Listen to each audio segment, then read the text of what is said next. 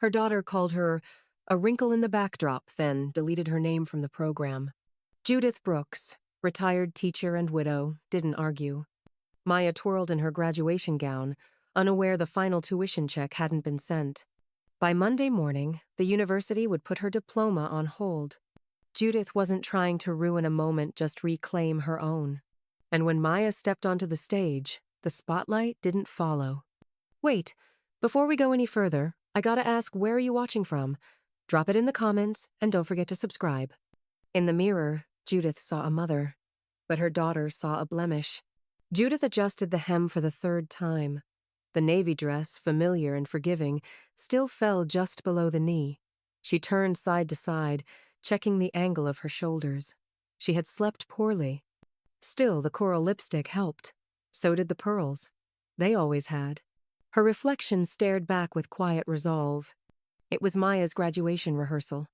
She wanted to look like someone worth being proud of. The stairs creaked behind her. Maya entered the room without knocking. Dressed in a white blouse and plaid skirt, brows already furrowed. She paused when she saw Judith. "That's what you're wearing?" Judith blinked. "Yes. Is something wrong with it?" Maya shrugged, gaze flicking over the dress, the shoes, the hair. "It's just rehearsal. You don't have to try so hard." "I'm not trying," Judith said. "I just thought it looked nice." Maya sighed and started adjusting the strap of her shoulder bag. "It's a big day. Everyone's going to be there. Just don't make it about you." Judith froze. "I wasn't planning to," she said quietly. Maya hesitated, then added under her breath, "You just look worn. Maybe you can skip this one?" A beat passed. Judith didn't speak. Downstairs, the refrigerator door opened. Danielle, her best friend, called out, "You want iced tea, Judith?" She must have come early. Judith's voice caught in her throat. "In a minute." Maya turned to leave. "I'll wait in the car." Judith stood alone in the doorway for several seconds, the sound of footsteps fading down the stairs. She walked back to the mirror and stared. Her eyes, her neckline, the soft droop at her jawline, the fine lines around her lips. The pearls glinted softly. She reached behind her neck and unfastened them. Then the earrings. Then the bracelet with the gold leaf charm Maya made in second grade. One by one, she laid them down on her dresser. Danielle appeared behind her. "Everything okay?" Judith didn't turn around. "She wants to shine today."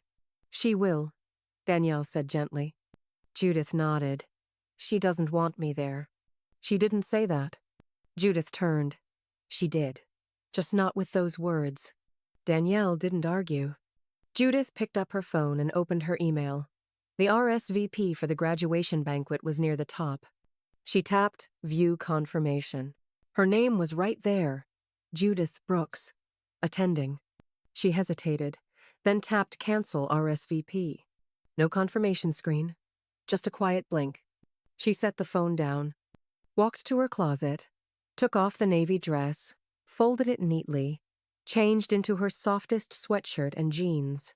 She moved like someone who had practiced this disappearing without a sound.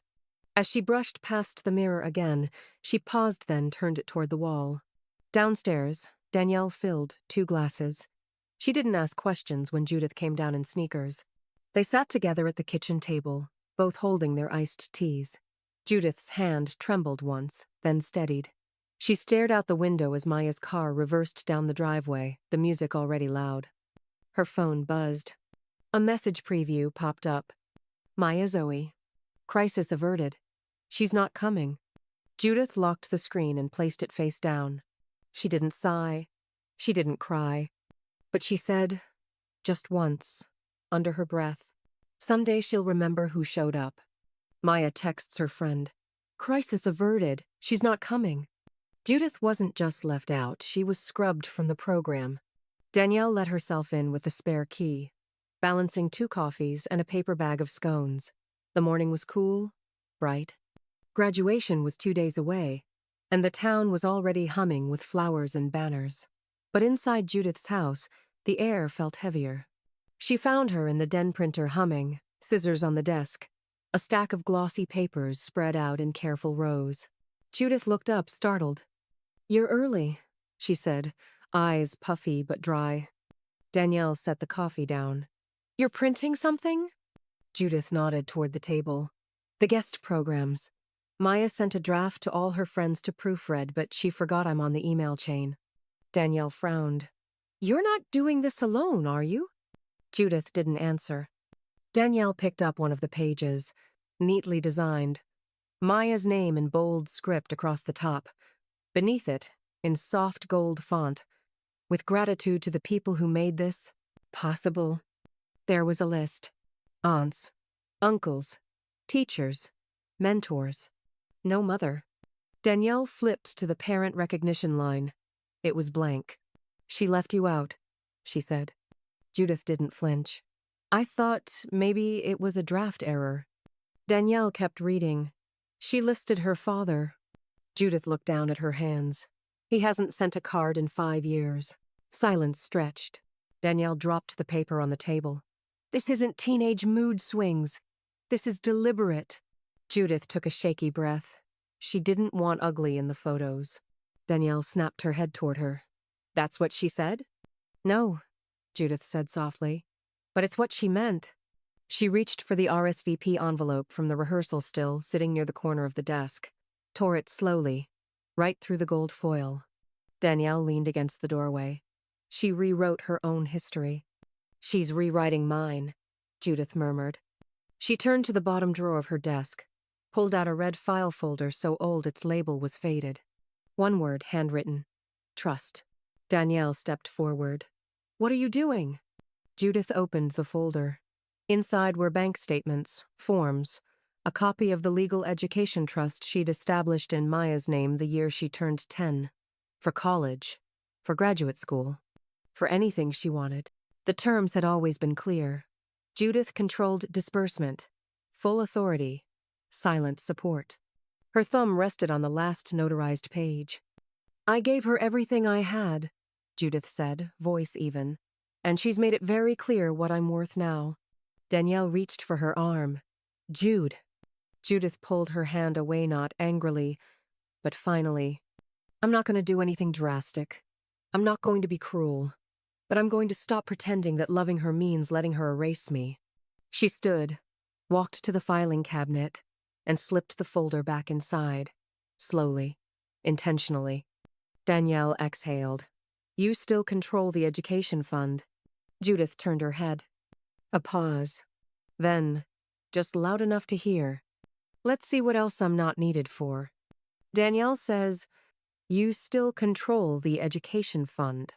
If her name wasn't on the program, why was it still on the tuition? Judith sat at the dining table, the trust folder open beside a half-cold cup of tea.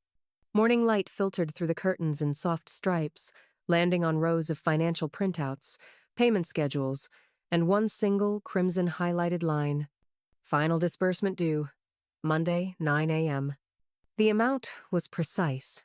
It always was. Judith had set the fund up meticulously: tuition, room and board, books, even Maya's study abroad semester in Florence, all prepaid, all tracked. But the final installment? The one that sealed the degree, released the diploma, covered the cap and gown fee and post-grad transition? That one hadn't gone out yet. Judith stared at the number. $5,200. Her name was nowhere on Maya's program, but it was still all over her education. Danielle entered without knocking, holding 2 croissants in a brown paper bag. "You slept?" she asked. Judith shook her head. "Couldn't."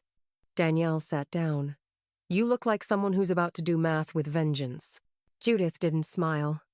"I'm supposed to wire the final tuition Monday." Danielle blinked. "Wait, she hasn't paid it off yet?" "I was always supposed to cover the end," Judith said. "Symbolic gesture. I said it would be my last gift." Danielle leaned forward. "Then let it stay symbolic. Don't send a thing until she owns what she did." Judith didn't respond. Instead, she reached for her laptop, clicked open her browser, typed slowly. "Halloway University Financial Office. Contact." Danielle squinted. "What are you doing?" "I'm not making a threat," Judith said. "I'm asking a question." She composed the email carefully. To whom it may concern, if a donor chooses not to release the final installment of a scheduled tuition agreement, what are the implications for degree release? Asking for planning purposes. She signed it with her full name and hit send. The reply came 30 minutes later. Short. Direct.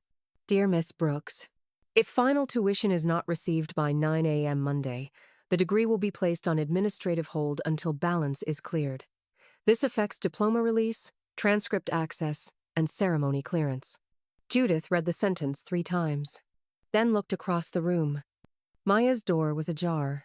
The congratulations graduate banner still hung crooked above her bed.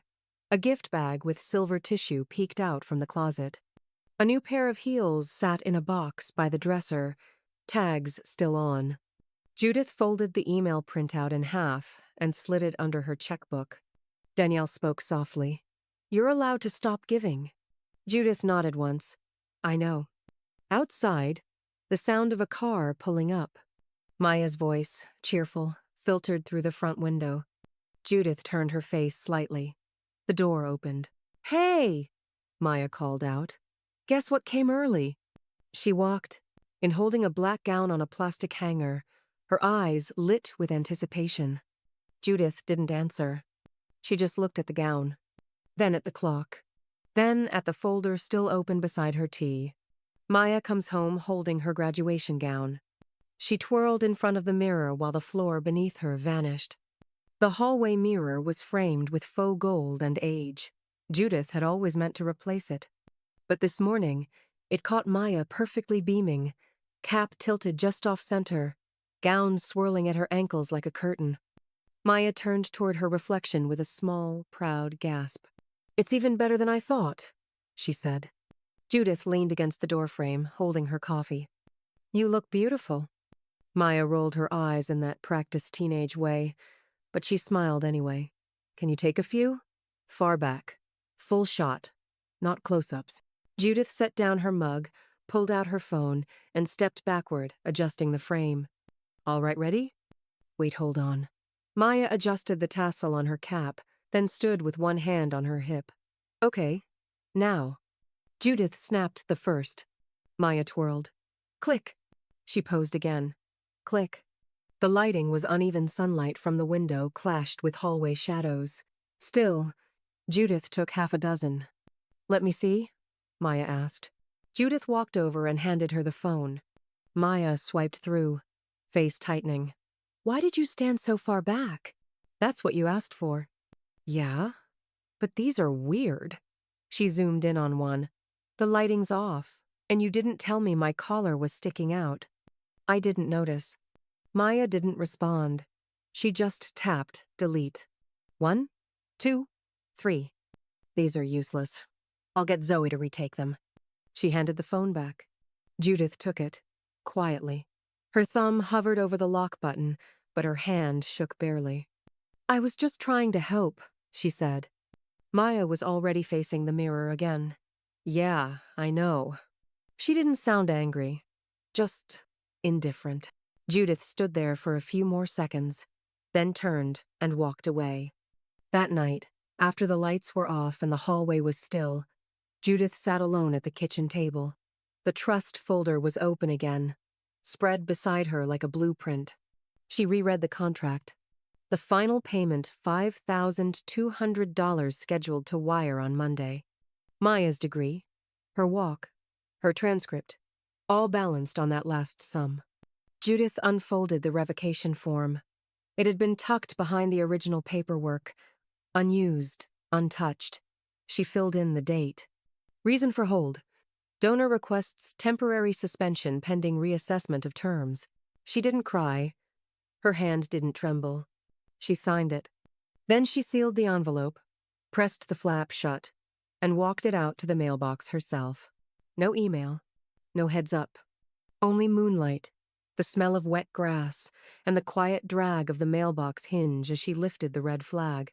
The next morning, Judith woke early and made tea. Maya's music drifted faintly from her room, the careless soundtrack of a girl assuming the world was still hers. By noon, the house had gone quiet again. Until it wasn't. Maya's tires skidded into the driveway. The front door flung open with a bang that shook the entryway vase. She stood in her rehearsal outfit gown wrinkled from the seatbelt, sash half twisted. Her cheeks were flushed, hair clinging to her temple. "What?" she screamed. "Did you do?" She held up her phone. "They said I'm on hold. My degree is on hold because of you." Judith stood slowly. "You got the message." Maya's voice cracked. "You said you'd cover it. You promised." Judith looked at her daughter, straightened her spine. "I promised to support your future," she said, "not to fund my own erasure." Maya blinked. Once, then again. She stepped back, gown rustling like paper in the wind. Judith didn't follow. She just turned off the kettle and sat back down. Maya screams, "What did you do?" Maya lit the match, but Judith had already doused the fuse. The screen door slammed against the siding, rattling the frame. Maya stormed into the kitchen, her backpack hitting the floor with a thud that sent a spoon flying off the counter. Judith didn't flinch.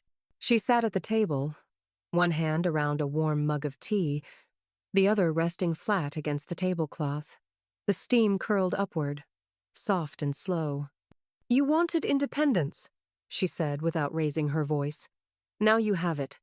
Maya's hands were clenched at her sides. "You're ruining my life over a photo and a paragraph. Are you that jealous of me?" Judith blinked. "Jealous? Of everything. Of how people look at me. Of how I don't need you. You hate that I'm becoming something." "I hate nothing," Judith said. "I regret trusting that I still mattered." "You do this now? After everything you paid for? You waited until it would embarrass me the most?" Judith stood slowly. "Embarrassment comes from lies, Maya, not from silence." The door creaked open again. Danielle stepped inside, hesitating mid-step. She'd clearly heard most of it. "Should I?" she started. "No," Maya barked. "This is between us." Judith didn't blink. "She can stay. She's seen enough already." Danielle pulled out her phone quietly, turning on the voice recorder, placing its screen down on the counter. She said nothing. Maya's chest rose and fell in short, hot bursts. Her eyes darted toward the fireplace poker near the back door. Her voice dropped. "Fine. You want to be petty? I'll give you petty." She stormed down the hall. Judith didn't follow. Danielle stepped in front of the kitchen door like a shield, unsure of what would return. Maya came back holding a shoebox. Inside, the soft shuffling of photographs memories dislodged. She walked out to the backyard. The fire pit was still damp from last week's rain. Maya struck a match anyway. It fizzled. She struck another, then another. Finally flame. Judith stood at the edge of the porch, arms crossed. Maya hurled the photos in, one handful at a time.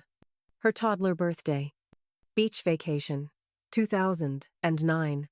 Kindergarten graduation. Judith's wedding photo landed last face down on the embers, veil catching first, curling black. "I let you walk all over me," Judith said quietly from the steps. "Now, I'm letting you walk alone." The fire cracked. Danielle stepped outside behind her. Judith didn't move. Not when Maya turned back. Not when she stood in the smoke, face streaked with heat and defiance. "I hope you rot in this house," Maya spat. Judith exhaled. "I hope you outgrow this moment." Maya turned, walked up to the porch, and slammed the door so hard behind her that the kitchen light flickered once. Then silence. Maya storms out, slamming the door. "You'll regret this." Her daughter posted a lie. Judith posted the truth. Judith woke to 23 notifications. At first, she assumed it was another college bulletin, another logistics email from the registrar, maybe something about parking. But the name she saw first wasn't Holloway University. It was Maya, posted 3 hours earlier. Public, captioned with calculated fury. "Abused child. Emotionally toxic mother. Education used as leverage. This is why we go no contact." Judith stared at the screen, not blinking, not breathing. She clicked the comments. Dozens already. "You're so brave for speaking up. Sending you strength. She sounds manipulative. AF. Block her. Graduate without her. You don't need that negativity. No one had asked what happened. No one had asked what was true. Downstairs, Danielle was already pouring coffee. She looked up the moment Judith walked in. I saw it, she said. But there's more. Judith's hands tightened around the phone. More? Danielle pulled up her messages. Screenshots. Maya's group chat. A friend had leaked it. I swear, she's faking the payment stuff to get attention. She's gonna break soon, watch. I might call a lawyer just to scare her. Judith read slowly, word by word, then walked to her desk. She opened the trust folder again, third time that week. This time, not for clarity. For receipts. She scanned and printed every tuition transaction, every memo line with Maya's student ID, every bank transfer. Then she opened a new Word document and typed exactly 147 words. No blame, no drama, no name-calling. Just, here is what I did. Here is what I gave. Here is what I withheld. She saved it as a PDF. By noon, her quiet post was live. For those asking, this is my story too. She didn't tag Maya. She didn't need to. Her inbox swelled. Some messages were sharp. So you're playing victim now? Others were quietly supportive. My daughter did the same. I never knew who would believe me. Thank you for showing that silence isn't always kindness. Then came the email from the Dean of Students. Subject: Private Inquiry Request Tuition Hold Dispute. Dear Miss Brooks, we are aware of circulating social media posts regarding your daughter's graduation status. Would you be willing to meet and discuss documentation? Judith responded in one line. Yes. Please confirm time. She spent the next morning assembling a packet binder, clips, dividers, one single sticky note on the cover. Facts only. Danielle drove her to campus. You sure you don't want me to come in? She asked. Judith shook her head. I've got everything I need. By 2 p.m., Judith was in the waiting area outside the dean's office, a cup of water in one hand, the folder balanced on her lap. She didn't tap her foot. She didn't check her phone. Across campus, the senior class list was still being finalized. And somewhere in that timeline, a decision had been made.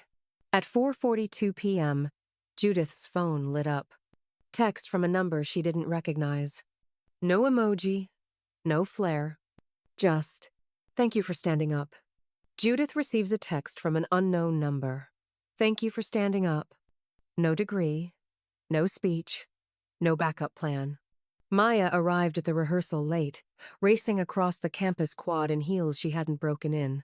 The sun was too bright, her stoma, too empty, and her gown was wrinkled at the hem from where she'd rolled it in the car. She was halfway up the auditorium steps when an administrator flagged her down. Name? She gave it. The woman scanned a clipboard, pulled a yellow slip from the back, and handed it over without eye contact.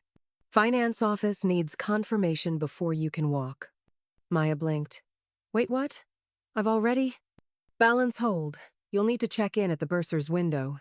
But that's a mistake, Maya insisted. I have a trust. The woman shrugged. Until we receive final clearance, you're not on the active grad list. Maya stood frozen for a moment, yellow slip in hand, as rehearsing seniors filed past her. Their robes moved in unison, a sea of certainty. She felt the absence of her own place like a spotlight that had gone dark. She walked to a bench near the flagpole and pulled out her phone. Mom, I need you to fix this, she said the moment Judith answered. Her voice cracked. I can't walk. They said the trust didn't go through. Judith's voice was quiet. I know. You know. I'm the one who requested the hold. Silence. Then Maya's voice. Brittle. Why would you do this to me? I didn't do this to you, Judith said. I just stopped doing everything for you. You're punishing me. I'm protecting myself. From what? My success. Maya's voice broke. You hate that I'm the one with the future. Judith didn't respond. But her next words were measured. The ugly part of me is done paying for the part of you that never looked back. Click. The line went dead. Back home, Judith placed the phone face down on the counter. Danielle sat nearby, the trust folder still open on the table. She slid over her phone with one screen up a screenshot. Maya's group text again. This one time-stamped the day after the RSVP was canceled. I'd rather be dead than look like her. Danielle's eyes didn't leave Judith's face as she read. Judith's gaze drifted toward the window. I never asked her to look like me, she said. Only to see me. She stood and walked to the sink. The kettle had boiled minutes ago, but she didn't move to pour. She just stared at the steam rising. That night, the graduation livestream link went live on the university's site. Judith didn't plan to watch. But curiosity isn't a switch, it's a ripple. Danielle was the one who pressed play. They sat together on the sofa, neither speaking as the screen flickered to life. The opening credits rolled. A soft montage of students, candles, drone shots of the bell tower. Then came the names. Maya's was there marked, pending clearance. Underneath it, a list titled, with special thanks to families, guardians, and sponsors. Danielle paused the screen. Judith leaned forward. Her name was gone. They'd edited it out. Judith didn't gasp. She didn't even flinch. But her shoulders lifted, almost imperceptibly. Relief. No more erasure by inclusion. No more shrinking to fit. Danielle reached for her hand but said nothing. The room was quiet until the phone rang. Unknown number. Judith let it ring twice before answering. This is Judith. Miss Brooks, said the voice on the other end. This is Dean Holloway. A pause.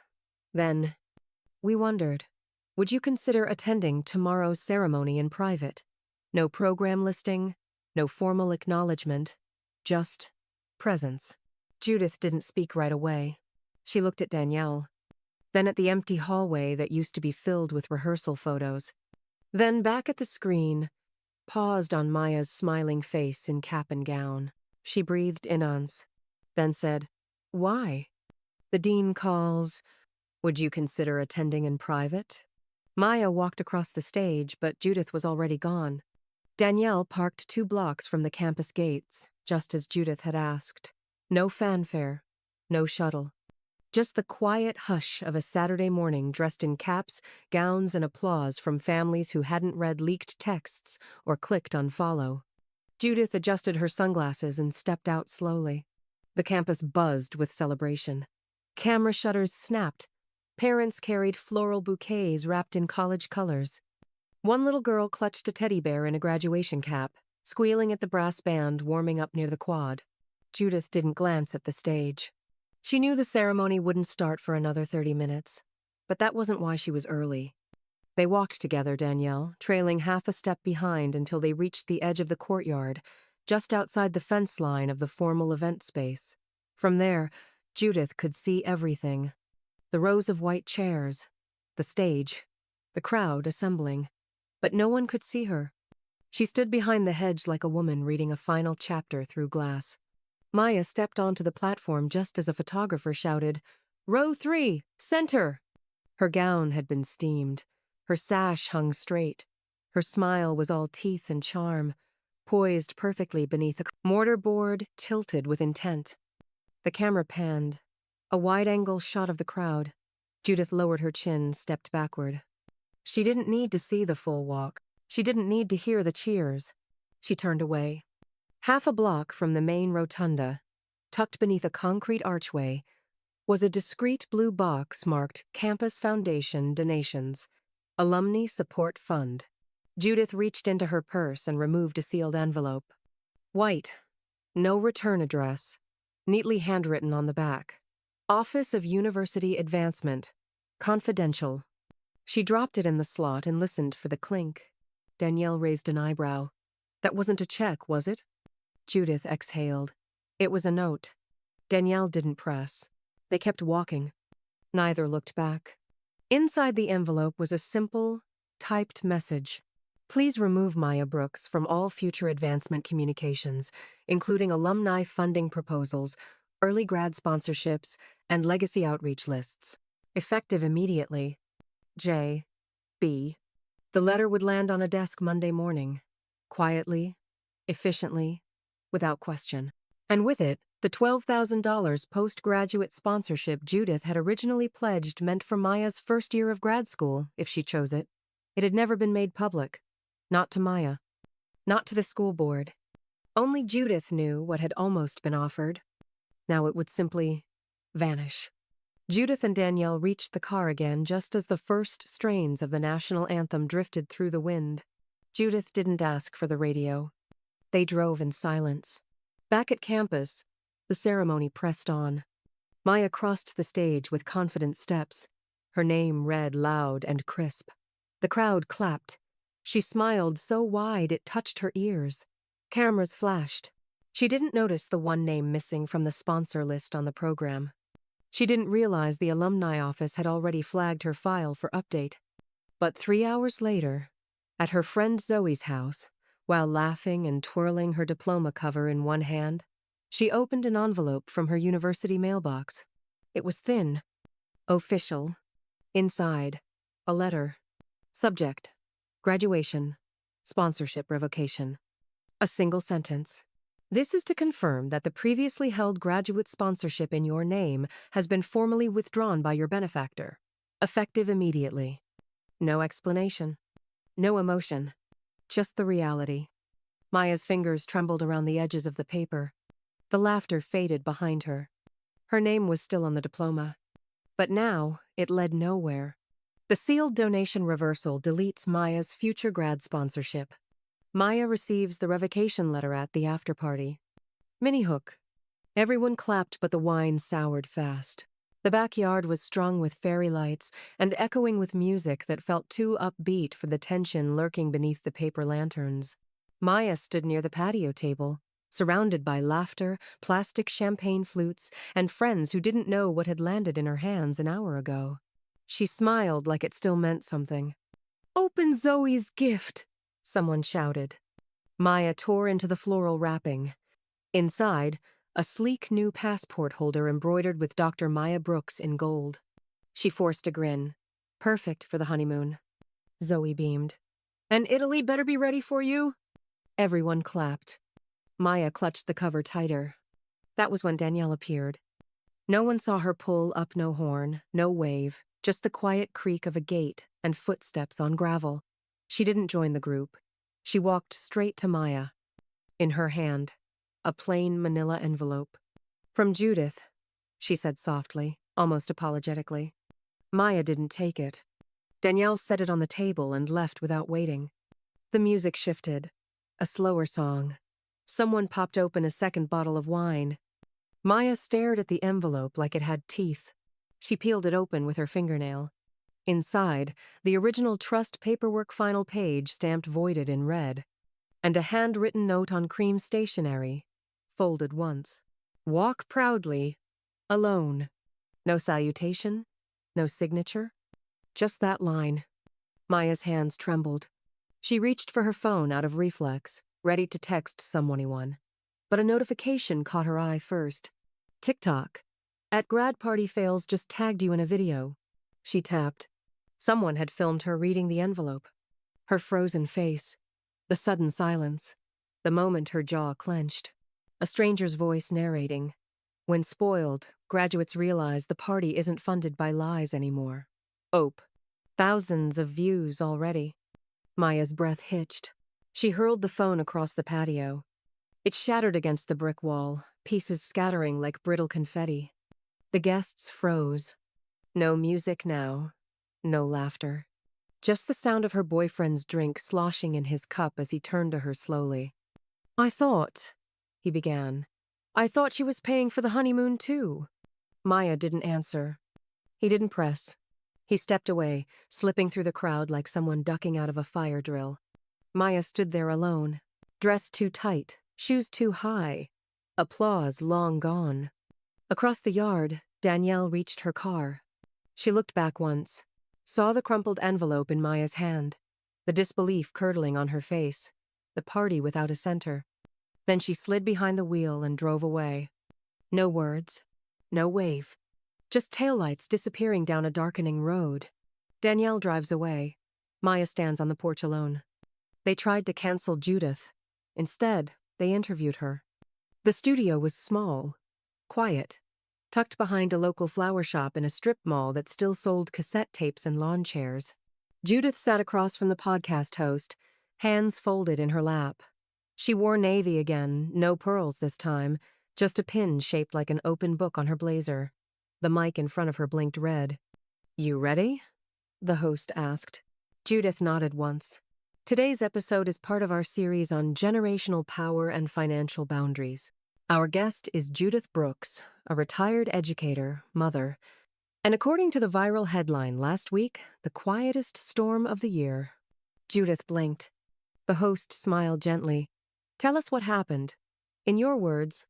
And Judith did. She spoke softly, but without apology. About the trust. About the RSVP she never got to honor. About the daughter who asked her not to ruin the photos. And the one who deleted her from the list but expected the check anyway. The host didn't interrupt, just listened. Near the end, she asked, "Do you think she left you out because she thought you weren't enough?" Judith took a long breath. "She didn't leave me out because I wasn't enough," she said. "She left me out because I stopped shrinking." The silence that followed was sharper than applause. The episode dropped that evening. By morning, a 60-second clip had racked up 800,000 views on Facebook. It was Judith's voice, overlaid with her photo and a quote in bold white letters. She wasn't too ugly. She was too powerful. By lunch, it was trending under the tag number Daughters of Judith. Women over 50 flooded the comments. "I thought it was just me. This was my mother's story, now it's mine. How do I learn to walk away too?" Florists in Judith's town sold out of white tulips that week. Letters arrived in soft pink envelopes, handwritten, folded with care. One from a former student who once hated math and now ran a robotics team in Chicago. One from a nurse in Arizona who'd seen Judith speak on a panel 10 years ago and never forgot her voice. Danielle read them aloud each morning, like affirmations. By Friday, the college board emailed. They offered an apology and a request. Would Judith consider returning to the alumni donor list as an honorary voice for financial integrity and legacy giving? She didn't answer right away. She was too busy helping Danielle fill out the charter paperwork. The name on the folder, the Judith Fund, a scholarship for women over 50 re-entering education after family estrangement. Judith's one rule? No essays required. Just proof of attempt, and a promise to use the knowledge for themselves first. That night, as the house quieted and Danielle headed home, Judith sat on the front steps, sipping mint tea. She didn't check Maya's social feeds, but Danielle had. "It's dropping," she said softly. "Thousands gone. Brands backing out. Comments disabled." Judith didn't smile. She just sipped her tea. The phone vibrated beside her on the step. A new email. From a woman named Clara Day. Subject: Mother, Daughter Forgiveness Summit. Speaker request. Dear Mrs. Brooks, we believe your story is essential. Would you be willing to speak not about pain, but about power? About what we carry and what we choose to lay down? You don't need to say yes. Just consider coming home with your story. We think it belongs here. Judith read it twice, then whispered, more to herself than the wind, "Power without apology." Judith's speech requested at a mother-daughter forgiveness summit. They wanted closure. She wanted clarity. The auditorium was bathed in soft amber light, the kind meant to feel warm and reverent. A string quartet played something solemn in the corner, and rows of women sat poised in velvet chairs, programs folded neatly on their laps. Above the stage, a single word glowed in white serif letters: forgiveness. Judith sat in the front row, her name printed on the program beside a brief bioeducator, advocate, mother. The room was quieter than she expected. Not reverent, not electric, just expectant. Danielle squeezed her hand once before they called her name. Judith Brooks, recipient of the Community Resilience Award, and our keynote voice on reconciliation. Applause followed her up the steps, slow, respectful. She walked to the podium in heels she hadn't worn since Maya's senior recital. They still pinched. Her notes sat folded in her hand, 5 pages of edits, quotes, and metaphors. She placed them on the lectern. She stared at the crowd, then picked up the notes again, and slowly tore them down the fix from center. A pause. The audience shifted, unsure whether this was symbolic or improvised. Judith leaned toward the mic. Her voice didn't shake. "I've written this speech 3 times," she said, "and none of them were true." Another beat of silence. "I was asked to talk about forgiveness tonight, but what I've learned recently is that some wounds aren't healed by applause, or flowers, or stages like this." She glanced at the torn paper in her hand. "Some wounds are healed when you learn to stop proving you were hurt." A single cough from the back row. Nothing else. She stepped back. "Thank you," and walked off the stage. No music cued. No follow-up speaker rushed out. Just the sound of her shoes against the wood, deliberate and unhurried. By the time Danielle caught up with her in the lobby, the headline was already being drafted. "Mother walks out with dignity. A standing exit at Forgiveness Summit." But Judith didn't need a headline. She needed air. She declined the dinner reception, declined the photo op, declined the post-show interview. Danielle understood. She said nothing, just drove them home with one hand on the wheel, one eye on her friend who looked less like someone who had walked away and more like someone who had returned to herself. The next morning, Judith dressed in gray and cream. No makeup, just a silk scarf and the small gold ring she hadn't worn since George's funeral. She carried 2 things in her hand: a bouquet of white roses, and silence. The cemetery was quiet. A breeze moved through the trees like breath. She walked to his headstone, kneeled, set the roses down one by one. She didn't speak. But if she had, it would have been something simple. Something like, "I'm doing fine now." She sat on the bench nearby and closed her eyes. Not to pray, just to pause. When she returned home, the mailbox held a single cream envelope. No return address. Just her name, handwritten in blue ink she recognized instantly. Maya's handwriting. She stared at it in her hands for a long moment. She didn't open it.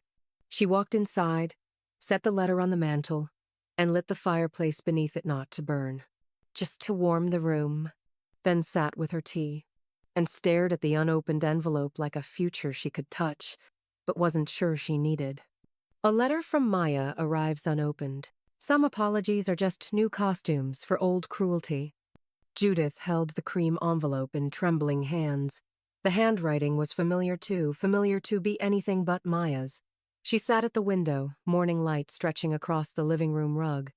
The envelope cracked open, and she withdrew a neatly folded letter on crisp white stationery. Her breath slowed as she read.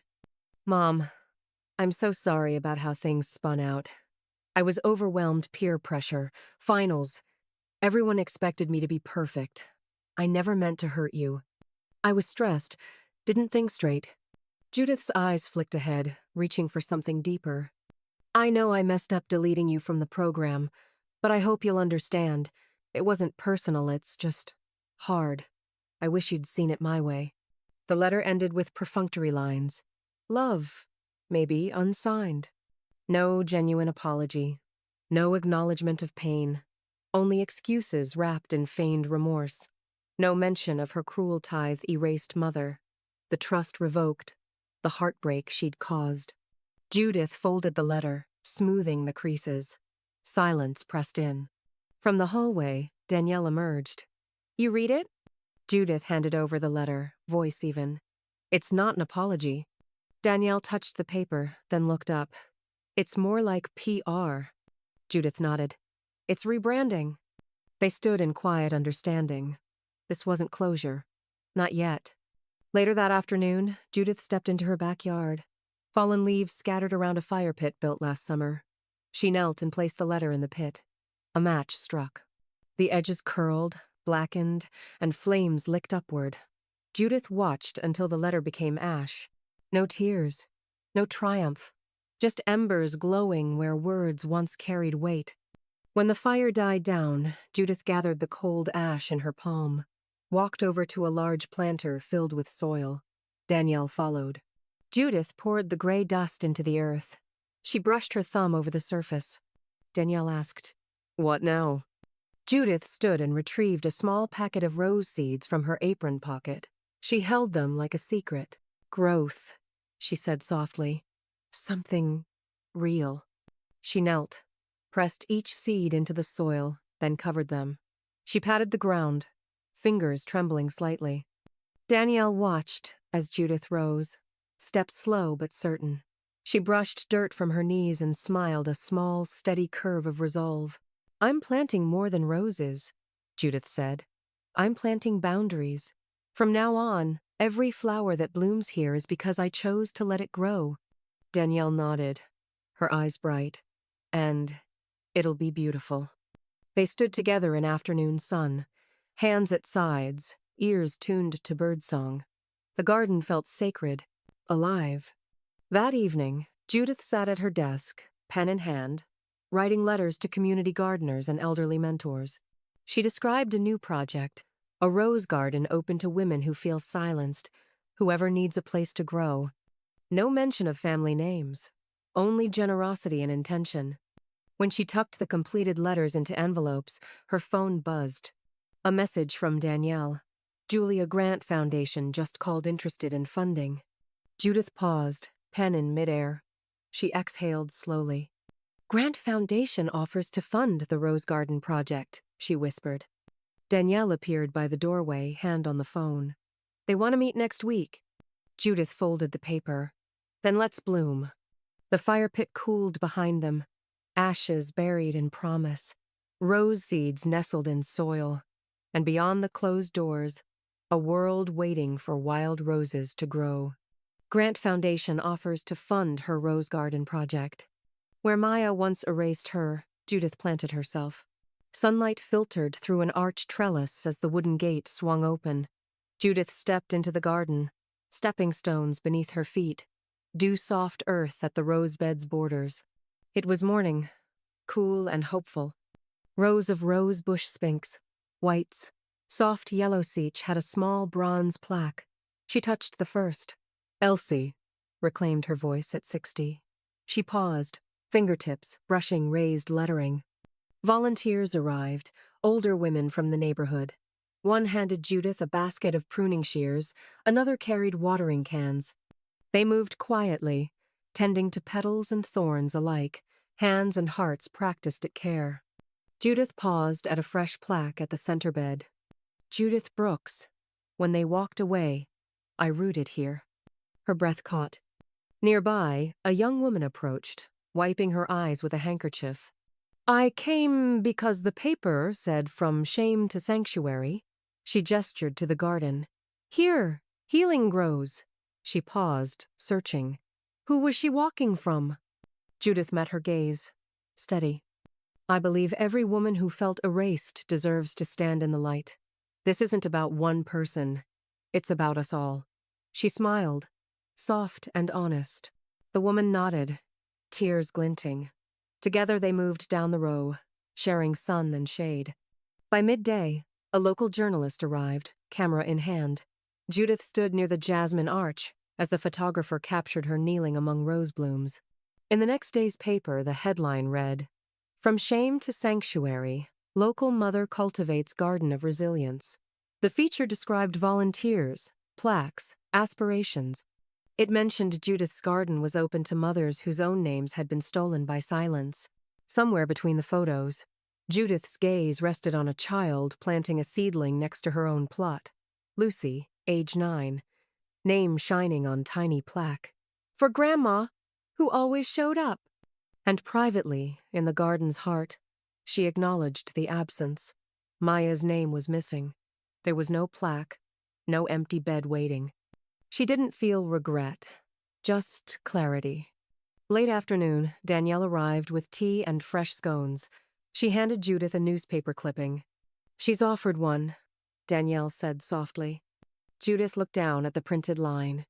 "Honorary degree awarded to Judith Brooks for community advocacy." The university seal glowed beneath the headline. Below it, a quote from the dean. "In sacrifice, in strength, she walked her own stage." A lump formed in Judith's throat, unexpected, but not unwelcome. She stood, folding the paper so the headline faced Danielle. "What do you think?" she asked. Danielle's eyes brimmed. "You earned it. They know it. And so do we." Judith inhaled deeply, scent of roses filling her senses. She didn't feel victorious. She felt true. She walked through the rows, fingertips tracing each plaque. Voices drifted soft chatter, laughter, shared thanks. A small boy read aloud to his grandmother. "Mary. She found her garden when her family didn't." Judith paused by her plaque, the soil fresh around the stem. She whispered, for the first time aloud, "This is what it looked like when I stood up." A breeze drifted through. She closed her eyes and smiled. On the bench at the garden entrance, Danielle sat, legs gathered, holding Judith's hand with both of hers. They watched as afternoon light flowed across petals and plaques, and in the garden's quiet heart, a woman stood fully in her name. The university offers Judith an honorary degree. Danielle shows her the university headline. She walked her own stage. She missed one graduation but earned 1,000 more.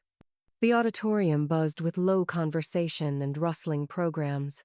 Rows of chairs faced a stage dressed in satin draping, bouquets of lilies at the podium's base. Judith stood backstage, clutching a single white rose in one hand. In the other, a folded note tucked neatly into her palm.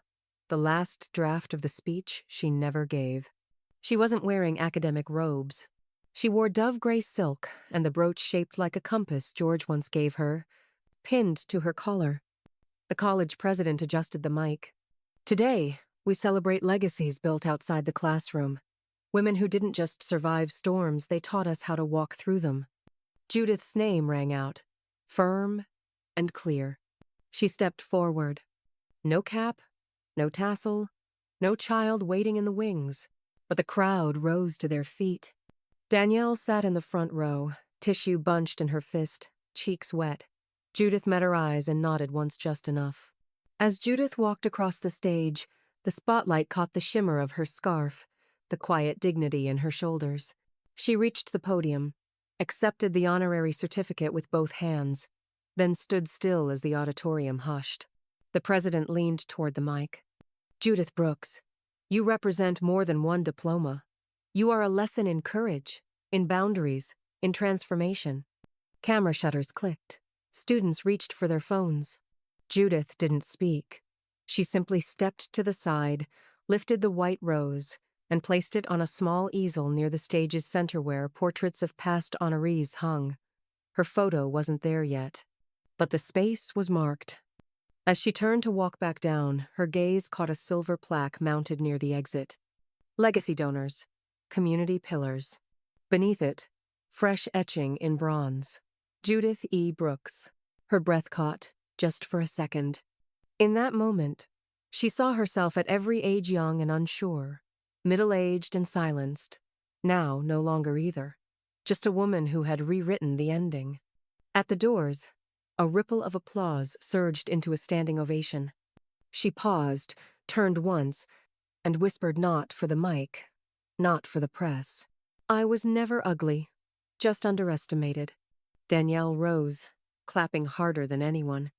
The lights dimmed as the next speaker was called, but Judith stepped out into the hallway, heart racing not with nerves, but something deeper. Freedom. Outside, the late sun poured amber across the brick. Judith exhaled into it, eyes closed. She didn't see Maya at first. The girl stood across the street, behind a stone column, half-shadowed, holding a single red rose. It drooped in her hand, petals darkening at the edges. She didn't step forward. She didn't wave. She just watched as the crowd followed Judith out into the sun. And Judith, backlit by applause, arms open as friends surrounded her, didn't turn around. The wind picked up. The rose in Maya's hand bent lower. Maya watches from afar, unseen, holding a wilted rose. Judith didn't stop Maya from walking. She just didn't walk behind her anymore. Twilight painted the sky in layers of lavender and soft gray. The garden smelled of warm soil and memory. Judith sat on the bench nearest the jasmine trellis, legs tucked beneath her, a woven shawl around her shoulders. Petals floated gently to the ground, quiet little collapses that felt almost ceremonial. She didn't sweep them. They could rest, as she had earned to. Beside her sat a small stack of envelopes, corners curled from the journey, letters dozens written in crooked pens and perfect loops. From Kansas, Maine, Tallahassee. One read, "You gave me permission to stop apologizing for surviving." Another, "When my daughter left me off her wedding invitation, I thought I imagined the pain. Then I read about you." Judith traced her finger over one in purple ink. "I signed my first lease alone yesterday. At 62. Thank you." Danielle appeared, barefoot on the path, 2 mugs in her hands. "Mint or chamomile?" "Surprise me," Judith said. Danielle handed her the mug and sat down beside her, settling with a sigh. "You made silence loud," she said quietly. Judith looked at the garden plaques glinting in the low light, the beds dotted with soft color. "I didn't want to shout," she said. "Just not whisper anymore." They sipped in tandem. Across the lawn, a wind chime sang. From inside the house came a knock-a soft rap at the door. Danielle went to check. She returned with an envelope. Judith didn't need to read the name on the front. The slant of the handwriting was enough. Maya. Second letter. Danielle held it out. "I won't say anything."